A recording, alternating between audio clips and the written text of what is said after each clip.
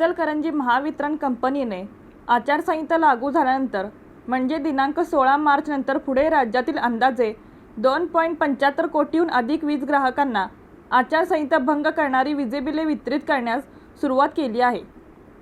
या बिलांवर दोन्ही बाजूस राज्य सरकारची सुराज्य 1 वर्ष सुराज्याचे असा मथळा असलेली जाहिरात छापलेली आहे। या जाहिरातीमध्ये पंतप्रधान नरेंद्र मोदी, मुख्यमंत्री एकनाथ शिंदे, उपमुख्यमंत्री देवेंद्र फडणवीस व उपमुख्यमंत्री अजितदादा पवार यांचे फोटो छापण्यात आलेले आहेत। त्याचबरोबर सुराज्याच्या 1 वर्षातील समृद्ध महाराष्ट्राचे वर्णन करण्यात आलेले आहे। ही जाहिरात हा उघड आचारसंहिता भंगाचा प्रकार आहे।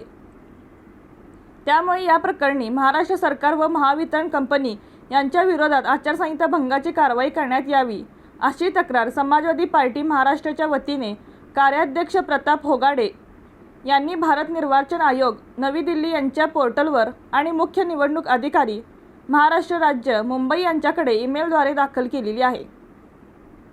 दिनांक 23 मार्च रोजी ही तक्रार दाखल झाल्यानंतर दिनांक 24 मार्च रोजी सायंकाळी आयोगामार्फत महावितरण कार्यालय कोल्हापूर यांना अशा बिलांचे वितरण थांबवावे असे आदेश देण्यात आलेले आहेत। तथापि अशी बिले राज्यात सर्वत्र वितरित करण्यात येत आहेत। त्यामुळे केवळ कोल्हापूर कार्यालयाला आदेश देऊन भागणार नाही, तर महावितरण प्रदेश कार्यालयामार्फत राज्यात सर्व जिल्ह्यांना हा आदेश देणे आवश्यक आहे।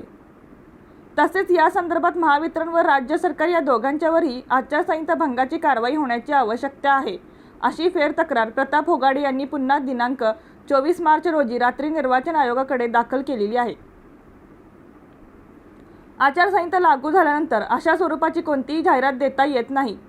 केंद्र सरकारच्या विविध खात्यांच्या वर्तमानपत्रातून सरकारी खर्चाने प्रसिद्ध होणाऱ्या सर्व जाहिराती बंद झालेल्या आहेत। टीव्ही चॅनल्सवरील अवाढव्य सरकारी खर्चाच्या म्हणजेच प्रत्यक्षात जनतेच्या पैशातून होणाऱ्या मोदी की गॅरंटीच्या सर्व जाहिराती बंद झालेल्या आहेत। हेतू पुरस्सर आचारसंहिता धाब्यावर बसवून अशा पद्धतीचा बेकायदेशीर प्रचार केला जात आहे असे दिसून येत आहे। अशा कृत्यांवर कठोर कारवाई करणे आणि जाणीवपूर्वक गैरप्रकार करणाऱ्या सत्ताधारी सरकारला अशा गैरकारभारापासून कायमचे रोखणे अत्यंत आवश्यक आहे। निवडणूक आयोगाने त्वरित या प्रकरणी गांभीर्याने कठोर कारवाई करावी अशी मागणी समाजवादी पार्टी महाराष्ट्राच्या वतीने कार्याध्यक्ष प्रताप होगाडे यांनी केलेली आहे। रणनीती न्यूज चॅनलला आजच सबस्क्राइब करा आणि रहा अपडेट।